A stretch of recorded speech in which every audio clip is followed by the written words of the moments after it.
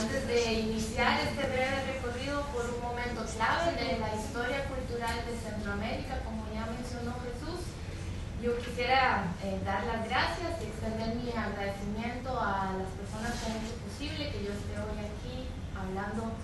con ustedes y para ustedes, y así que agradezco mucho al Instituto Cervantes, a su directora y coordinadora, a quien acabo de conocer, Gemma Martínez Sánchez, y a Pilar Cinca, que está traduciendo también ahí atrás, para los que no hablan español, y por supuesto a Jesús, que ha sido el entusiasta anfitrión de esta idea, que por supuesto no hubiera sido posible realizar sin la conjunción muy afortunada para mí de la representación de la Embajada de El Salvador aquí en Delhi y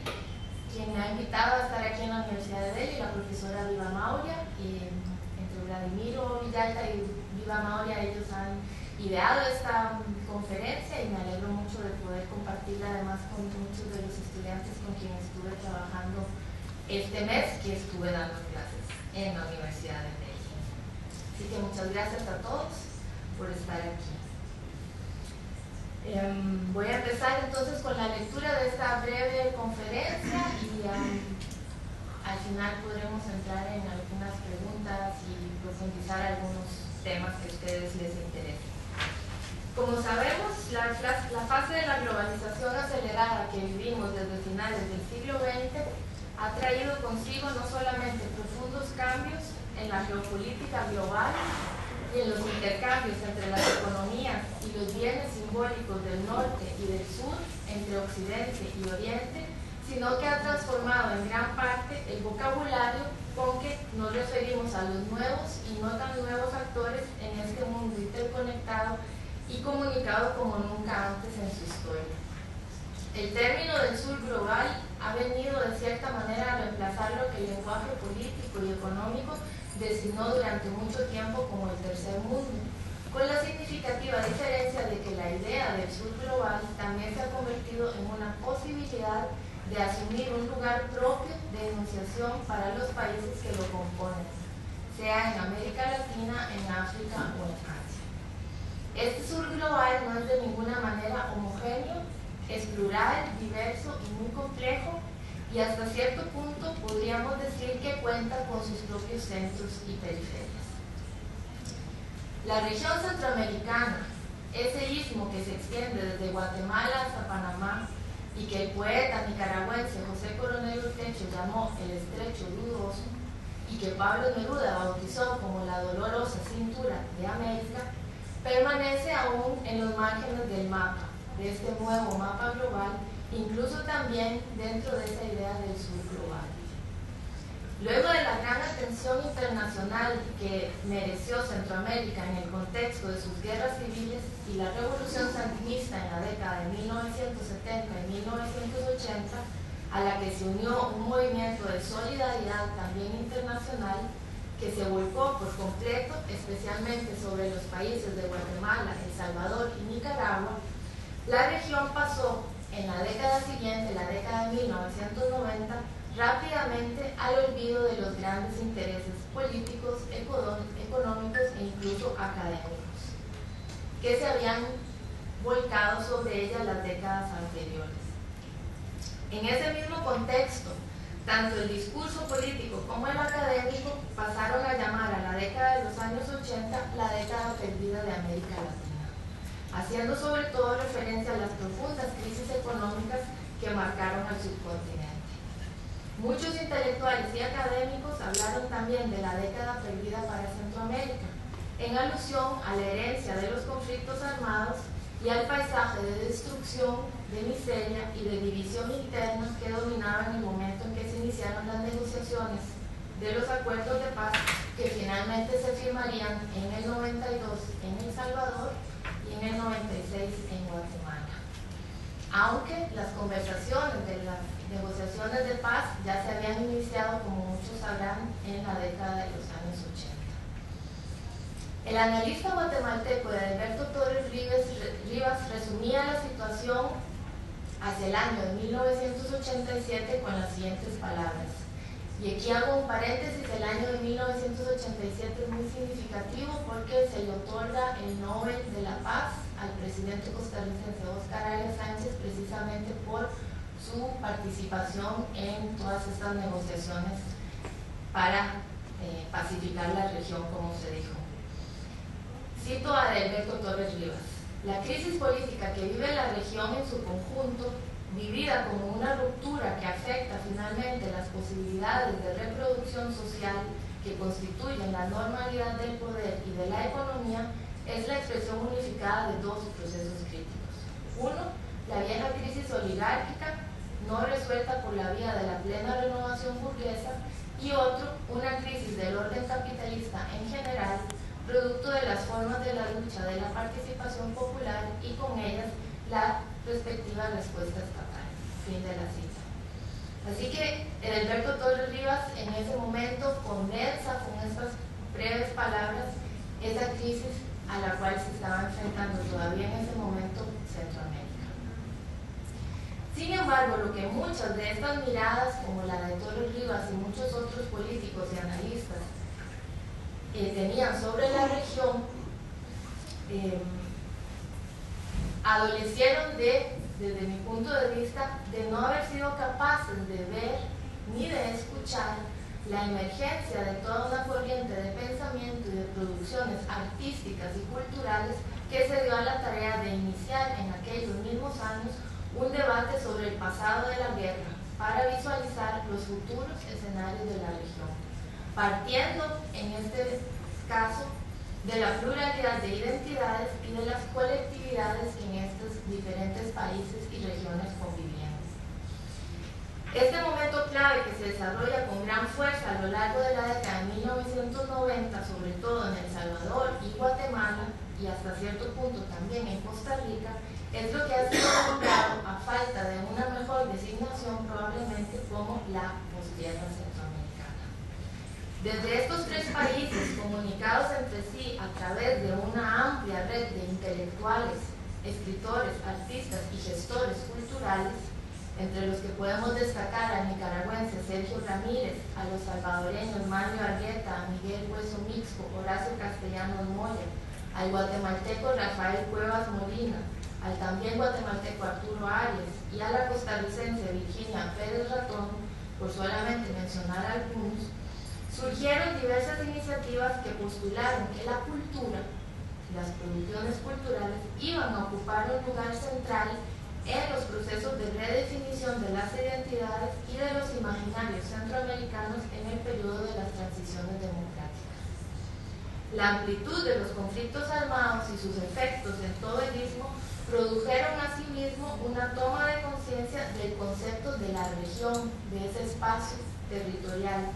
pero esta vez desmarcado de lo que hasta entonces se había pensado como lo que era Centroamérica. 5 países aislados entre sí que no compartían hasta en rasgos generales ningún tipo de características. Entonces, en esa década de los 90 eso se transforma. La guerra había traspasado las fronteras y lo que era problema de unos se convirtió en el conflicto de todos. Así, en un momento histórico de cambio hacia una situación de paz,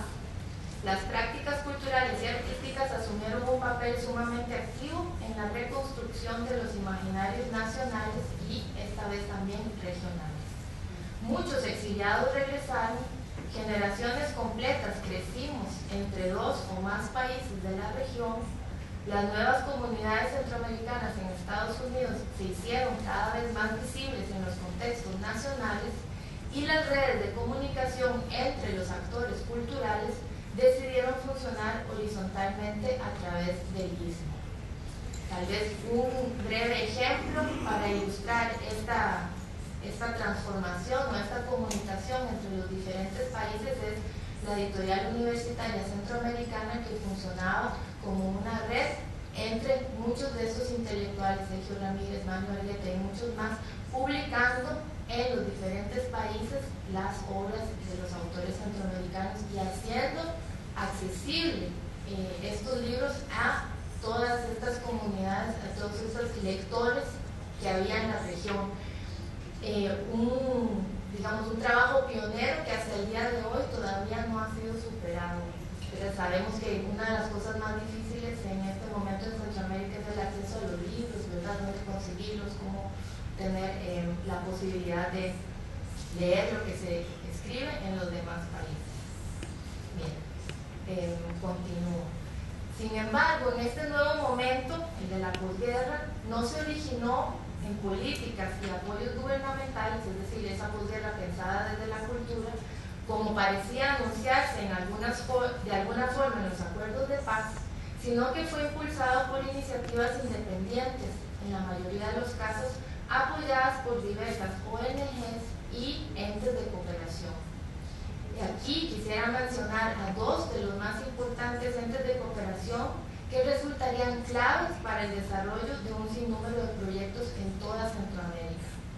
Uno es IVOS, la agencia neerlandesa que a partir de 1996 instaura un programa regional sostenido de soporte financiero mediante el cual fortaleció el desarrollo de diversas iniciativas ligadas todas a la gestión artística. Y el segundo, la Cooperación Española, la cual a través de los diversos centros culturales que abrió en toda la región ofreció un lugar amplio y de diálogo a artistas, gestores e intelectuales centroamericanos, latinoamericanos y europeos ávidos de crear proyectos de índole cultural como exposiciones, talleres, simposios y publicaciones. Estas dos entes de cooperación transformaron muy profundamente ese escenario cultural que estaba emergiendo en esos momentos. Así, la agenda política de estos organismos también coincidía con ciertos planteamientos culturales de los planes de paz, novedosos y de avanzada en aquel momento, pero que hasta cierto punto parecían destinados a solo quedarse en el papel. En efecto, los gobiernos de aquel momento no mostraron mayor interés en proyectos sociales y culturales, a pesar de que tales iniciativas formaron parte fundamental de estos acuerdos de paz. Ante esta situación y en complicidad con estas agencias como IVOS y la Cooperación Española, fueron iniciativas locales independientes las que se dieron a la tarea de desarrollar ese nuevo campo o escenario cultural. Esto permitió la emergencia de un nuevo sector y de nuevos actores que podían trabajar libres de limitaciones políticas y del condicionamiento de los vaivenes electorales que en esa época eran parte de la cotidianidad. Aquí quiero también hacer otro breve paréntesis y con respecto a quiénes eran estos actores, ¿verdad? Muchos de ellos eran intelectuales, escritores, artistas que en tiempos de los conflictos armados abandonaron estos países, se exiliaron en México, en Estados Unidos, en otros países centroamericanos, y con la firma de los acuerdos de paz empiezan a regresar a sus países de origen, pero de alguna manera ya teniendo también esa experiencia del exilio y ese otro lugar en donde se habían también desarrollado como artistas o como intelectuales, siendo parte de eso, ese regreso, ¿verdad? Muchos de ellos también fueron militantes y regresaban también con estando en una relación distinta con su militancia y con su participación política. Entonces eso también va a ser muy interesante para cómo se va a desarrollar después lo que ellos van a proponer. Continúo. Una serie de proyectos que se gestaban de forma aislada en cada país, como mencioné antes, pronto se unirían a una articulación más amplia y regional, precisamente por esta condición de estos actores que tenían la experiencia de estar afuera y adentro. Se unirían en una articulación más amplia y regional al coincidir en su interés de releer la realidad y el pasado reciente a la luz de nuevas perspectivas, siempre pensando en el futuro. Es así como el quehacer cultural y artístico se acompañó de forma casi orgánica por un incipiente pensamiento crítico. Sabemos que durante las guerras civiles y los enfrentamientos armados, las producciones culturales surgieron bajo la censura, el exilio y la muerte. Así que emprender su evaluación y reflexión crítica significó para estos pensadores, intelectuales, artistas, etc., la adopción de otros parámetros de juicio de otras estrategias de análisis y de diferentes modelos teóricos, y de también una distinta concepción de qué es la cultura y qué es o cómo vamos a entender la historia. Hubo que emprender la tarea de reconstruir un espacio desarticulado. Las transformaciones que se empiezan a dar en esos momentos ya insinúan la exigencia por problematizar las consecuencias precisamente de ese salir forzados en un exilio, sea autoexilio o un exilio obligado, cuestionar y redefinir, por ejemplo, conceptos como el de territorio,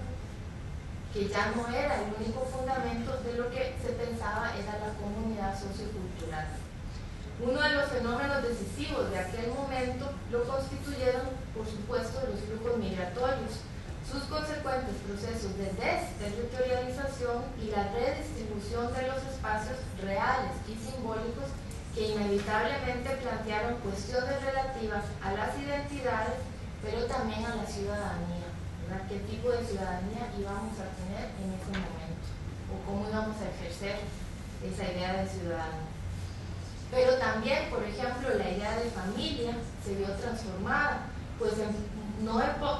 no pocos casos esta idea de familia se había convertido en una vivencia y en una experiencia transnacional.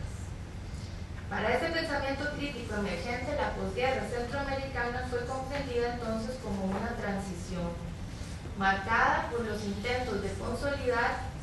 por supuesto, los procesos de paz en el marco de los desafíos de los derechos humanos en aquel momento y de las desigualdades sociales y económicas. La transformación de las sociedades centroamericanas a partir de los años 80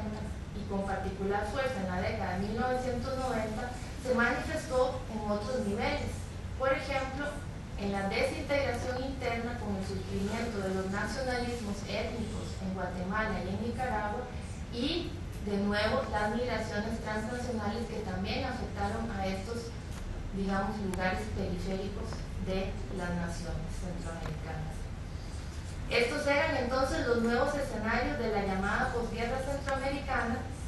y como desafíos que fueron, plantearon la necesidad de adoptar una agenda que incluyera desde las producciones culturales a otros sectores sociales como las organizaciones civiles, las de derechos humanos, las representaciones de los diversos grupos étnicos de mujeres, etcétera, etcétera. De alguna manera podríamos decir que ese momento intentó crear o realizar una apertura de la ciudad letrada en el sentido de Ángel Rama, es decir, abrir ese espacio que antes había sido exclusivo de cierto tipo de intelectuales a muchos otros grupos, actores y pensamientos. La constitución de esta agenda de la posguerra abrió entonces un espacio discursivo en el cual se produjeron una enorme cantidad de textos que ofrecieron su reflexión y sus propuestas para la época de la paz. Y esto es algo muy significativo, pues para la región centroamericana fue un momento en donde hasta el día de hoy no se puede comparar la cantidad de publicaciones dentro de los países centroamericanos, pero también fuera, acerca de todo este nuevo momento histórico. Así, en el plano del discurso político, se instaron las comisiones del esclarecimiento histórico, ¿verdad?, por la memoria histórica, como conocemos los informes de la verdad, por ejemplo, Guatemala nunca más, y en Guatemala y también en El Salvador. Esto también dio abrió un gran camino a muchos tipos diferentes de publicaciones. Simultáneamente se publican un gran número de trabajos e investigaciones que venían más de las ciencias políticas, de la sociología, relacionadas y preocupadas por la construcción de un discurso sobre la paz, la democracia y una idea nueva de desarrollo o de, progreso en el contexto de la paz. Así que se podría hablar de una especie de renacer de los debates y las discusiones sobre el nuevo momento que vivía la región. Las nuevas exigencias estuvieron marcadas por el cambio de paradigmas y de ideales, como bien sabemos, palpables en gran parte en las fuertes dosis de desencanto, que también ahora formaban parte de estos nuevos escenarios, las nuevas formas de violencia urbana y rural y, por supuesto, de nuevo las bien desde las producciones culturales había empezado a surgir una conciencia de unidad de la región a pesar de las diferencias, Centroamérica también era a la vez un espacio social y político todavía fragmentado, sumamente ambiguo y contradictorio. Pero tal vez precisamente por eso, este momento que hemos pasado a llamar la posguerra se llegó a relacionar tan intensamente con la historia de las ideas, de las culturas y de las sociedades de finales del siglo XX. De las diversas posturas y participaciones que fueron dando forma a esa década de ebullición cultural, que fue esa década de 1990, voy a destacar a continuación tan solo algunas pocas de ellas. Y he elegido a los escritores que participaron en estas discusiones y en esta idea de aportar a un pensamiento crítico para darles algunos ejemplos acerca de las discusiones que se estaban dando en ese momento. Para el escritor salvadoreño Horacio Castellanos Moya, que quienes lo conocen saben que nace en Honduras, crece en El Salvador, se autoexilia en México y actualmente vive en Estados Unidos. Él participó también bastante intensamente en los primeros años del conflicto armado,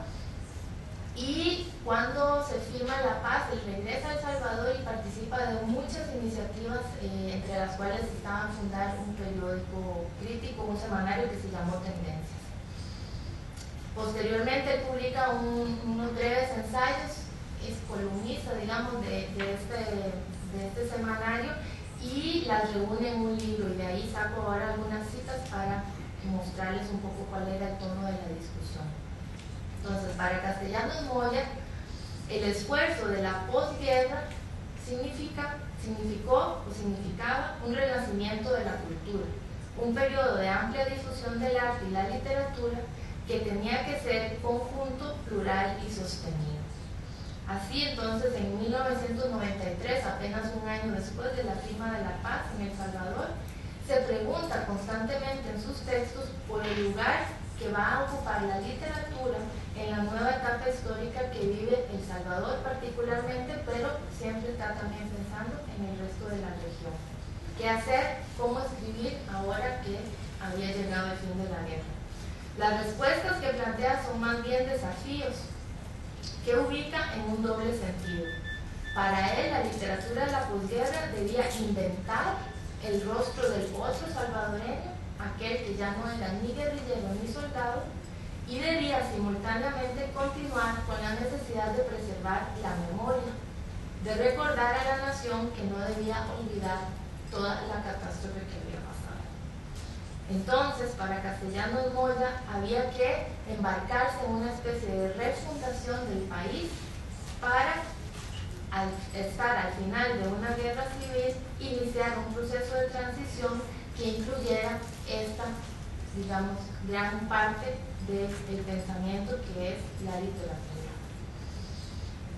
En este autor, tanto la idea de transición es clave en esta recopilación de ensayos que les mencioné, con el significativo título Recuento de incertidumbres, cultura y transición en El Salvador. Las relaciones de la transición con las tendencias culturales, siempre visualizadas como una dinámica, se generaban, según este autor, en espacios y tiempos muy específicos, resultando en fenómenos muy particulares que había que comprender desde su interior. Según este autor, el proceso de transición debía ir acompañado entonces por un profundo cambio cultural. Un cambio cultural que debía estar ligado al abandono de la cultura de la guerra y de la violencia que imperaron durante los años anteriores. Y a mí me parecería interesante, solo para hacer un paréntesis, preguntarle hoy en día a este autor qué piensa de esa propuesta que realizó en los años 90, de 20 años ya, siendo que sabemos que la situación, por lo menos con respecto a la cultura de la violencia, no ha dejado de estar presente en estos países. El también salvadoreño Miguel Hueso Mixto, un poeta y también consultor internacional, Se vale por su lado de conceptos claves como memoria, sociedad multicultural e identidades para expresar la complejidad que reside en su intento por hablar de la cultura salvadoreña en ese momento, en ese nuevo momento. Para su propósito, en el ensayo titulado La Casa en Llamas, la cultura salvadoreña en el siglo XX, publicado en 1996, enlaza 5 factores: la noción de una cultura de la colisión, un breve panorama de las principales corrientes estéticas del siglo XX, el papel de los medios de comunicación en la construcción del imaginario cultural del país,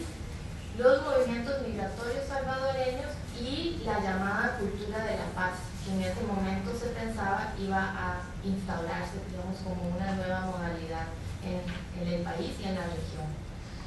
Así, para él el papel de la literatura es muy importante, y lo que es interesante en este autor es que él reconstruye, digamos, una historia de la literatura salvadoreña para todo el siglo XX, con la idea de poder desde ahí pensar cuál va a ser el papel de la literatura en ese nuevo momento. En particular, él menciona varias veces el surgimiento de una estética extrema, la cual, según él, se fragua con el poeta Roque Dalton y con su postura moral y comprometida ante la lucha armada. Tal estética es definida como la condensación de cierto tipo de búsquedas y hallazgos que se producen dentro o fuera de la guerra, dentro o fuera del país, que no tuvo ningún centro, sino que fue excéntrica y que tampoco en aquel momento tuvo un nombre. Esta estética, según Hueso Mixco, se vincula con una noción renovada del compromiso del escritor frente a su sociedad, noción que precisamente está ausente, según él, y se vuelve ya inoperante en este nuevo momento de la paz. Y aquí lo cito a él, dice: a la mitad de la década, el escenario de la literatura se caracteriza por cierta incertidumbre. La cultura comprometida, igual que la anémica cultura oficial, están pagando el precio de su condición excluyente. Fin de la cita. Así que, como vemos, este autor, que también estuvo comprometido de diferentes maneras en la lucha armada, desarrolla más una crítica, una perspectiva bastante crítica, tanto del discurso oficial como del discurso de la izquierda en aquel momento. Unos años más tarde, otro autor, esta vez el guatemalteco Arturo Arias, publica en 1998 un libro muy importante para comprender este proceso de la posguerra, titulado Gestos ceremoniales, narrativas centroamericanas de 1960 a 1990. En este libro él intenta dar una visión de conjunto, y en eso se diferencia de los otros 2 autores anteriores, de los diversos fenómenos relacionados con la producción específicamente literaria, y en un último capítulo relacionada con el cine de la región centroamericana. Y voy a destacar solo algunas de las líneas que me parecen muy interesantes de su propuesta.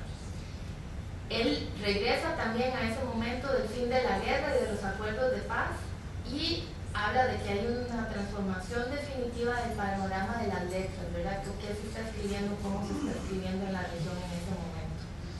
Su discusión se centra, sin embargo, en las relaciones que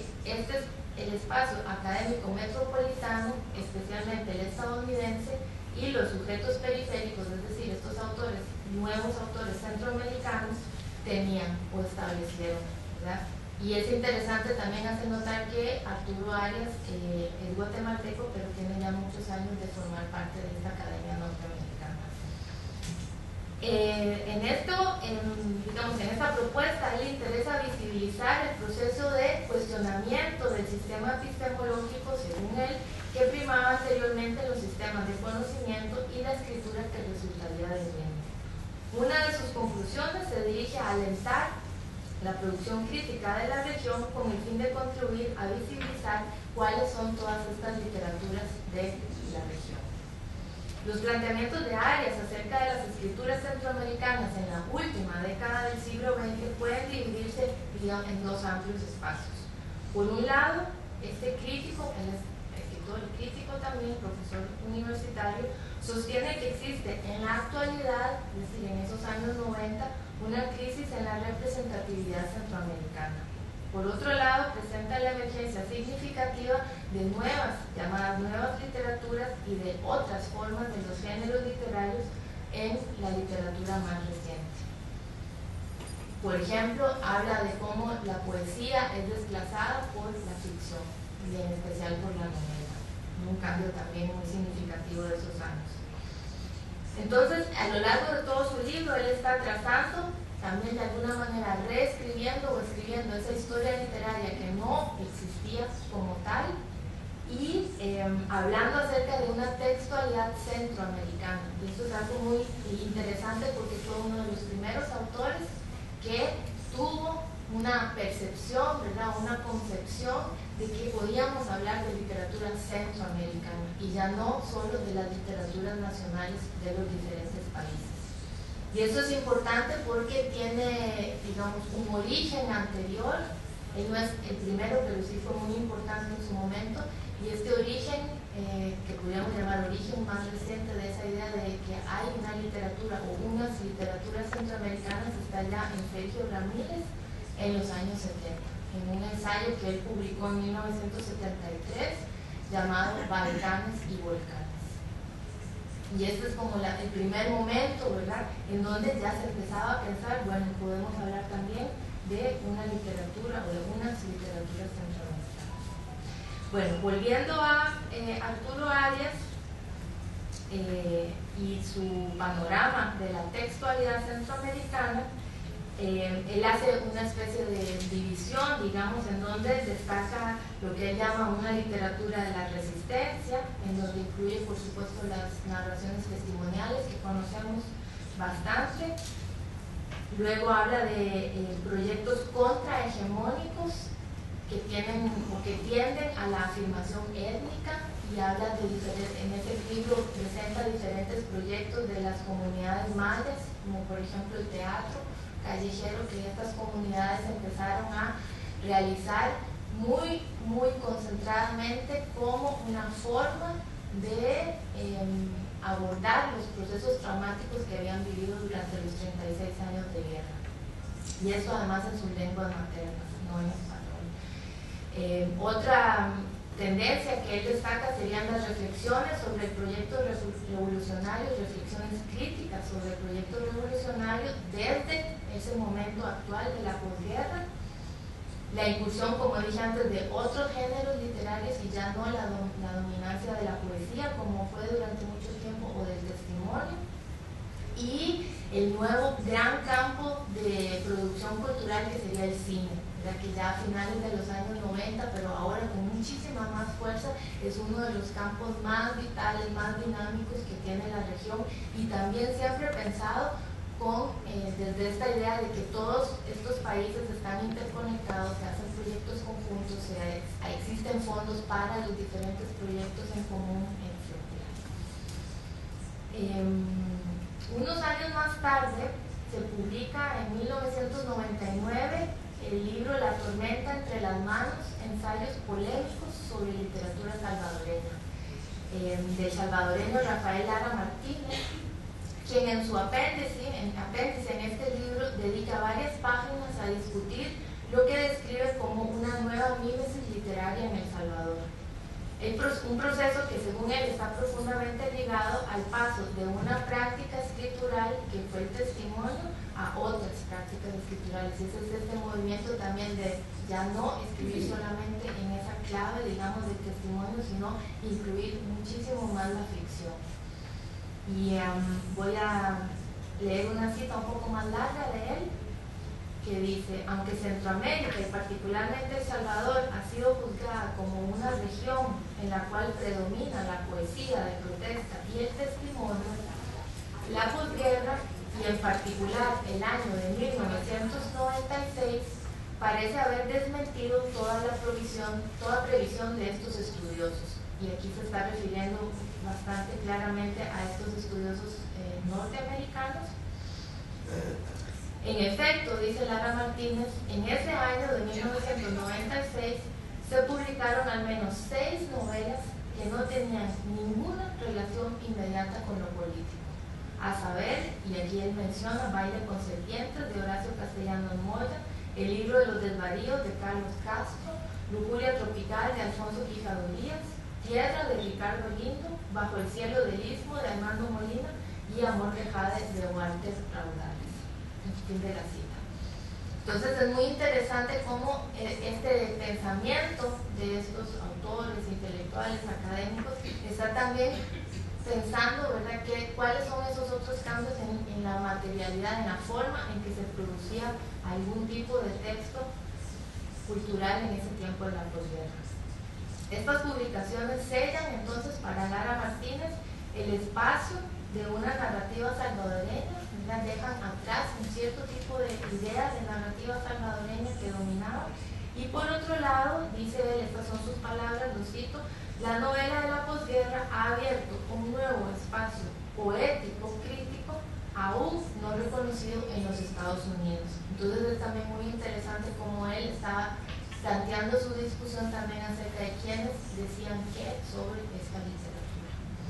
Nuevamente nos encontramos frente a un autor que considera el momento de la posguerra como un espacio que anuncia una transformación en las narrativas que se producen en Centroamérica. Y con narrativas me refiero también no solamente a la literatura ficcional, sino más ampliamente. Narrativas identitarias, por ejemplo, o narrativas acerca de la nación. Para Lara, la novela que se escribe en la posguerra ha renunciado al realismo social que caracterizó los testimonios de los años anteriores y cree que puede ser considerada como un objeto literario con cierta autonomía. Y aquí de nuevo es esa, digamos, perspectiva crítica con respecto a cómo era la escritura, la literatura durante el tiempo del conflicto armado. La nueva mímesis consiste entonces, según Lara Martínez, en la transformación total de la esfera literaria, artística y cultural que se vivió en El Salvador a partir de los años 90. A partir de las diversas lecturas que cada uno de los textos anteriormente expuestos ofrece sobre ese llamado momento de la transición o la posguerra, como hemos dicho anteriormente, es posible agrupar diversas nociones que permitirían inicialmente componer un mapa del pensamiento crítico de esa época. Los autores citados utilizan una y otra vez nociones como las de transición, cultura, cambio social, cambio en la condición del escritor, crisis en la representatividad, emergencia de nuevas literaturas o de nuevas artes, urgencia, y muy importante también la urgencia por teorizar y sobre todo historizar críticamente las manifestaciones artísticas y culturales que estaban emergiendo en esos años y que, como dije al principio, han sido mayormente ignoradas o invisibilizadas por otros discursos. Estos ejemplos entonces demuestran que se ha llegado a un consenso, o en aquel momento había una, más o menos general, un consenso en cuanto a que los acontecimientos políticos no fueron los únicos en determinar ni explicar los cambios culturales en Centroamérica. Es decir, también desde dentro de esas producciones culturales estaba pasando algo. Había una reflexión que estaba pensándose a sí misma, pensando la región, pensando la nación. Los diversos procesos que se pusieron en marcha se van conformando en contacto con procesos culturales mucho más complejos y amplios, que en muchas ocasiones son además de larga duración. La discusión de aquellos años mostró cómo se estaba trasladando el debate acerca de las sociedades de transición hacia la necesidad por reajustar y redefinir conceptos. Es decir, es un momento en el cual también están pensando críticamente esa idea de que somos una sociedad de posguerra o somos literatura de la transición, etc. Todas las diferentes etiquetas que empezaron también a circular. Al mismo tiempo, se querían reajustar o redefinir conceptos como los de hegemonía, cultura dominante, democracia, liberalismo, cultura alternativa, etcétera, etcétera.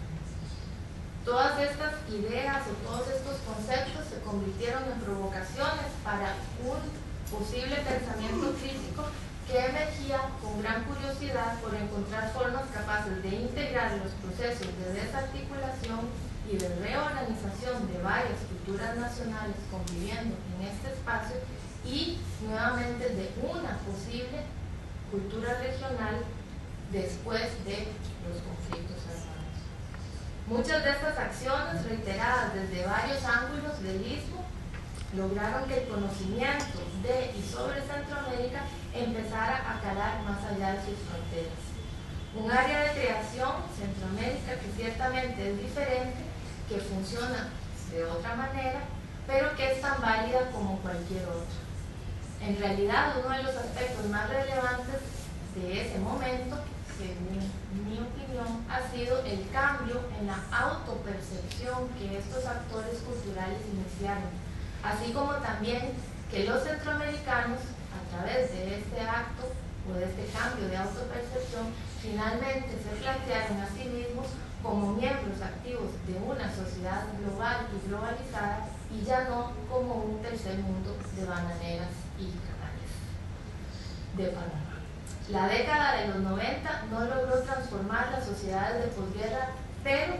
sí dio primeros pasos para establecer cierto diálogo fructífero con iniciativas, proyectos y artistas en los diferentes contextos nacionales, en la región, pero también muy importante a un nivel más internacional o transnacional. ¿Con quiénes? Con esos otros actores, esos otros interlocutores, se buscó entonces desde ese momento establecer afinidades frente a conceptos como los de identidad, los de pertenencia y pertinencia, el contexto, la circulación y la legitimación de las producciones culturales. Ya con esto termino. Estas tendencias del pensamiento centroamericano que he esbozado brevemente hoy comprendieron algo fundamental. No era suficiente con producir cultura o con hacer arte en ese momento crítico o ese momento de la posguerra,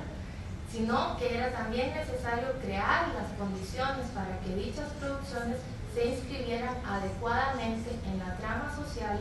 y simultáneamente trascendieran las fronteras nacionales. Muchas gracias.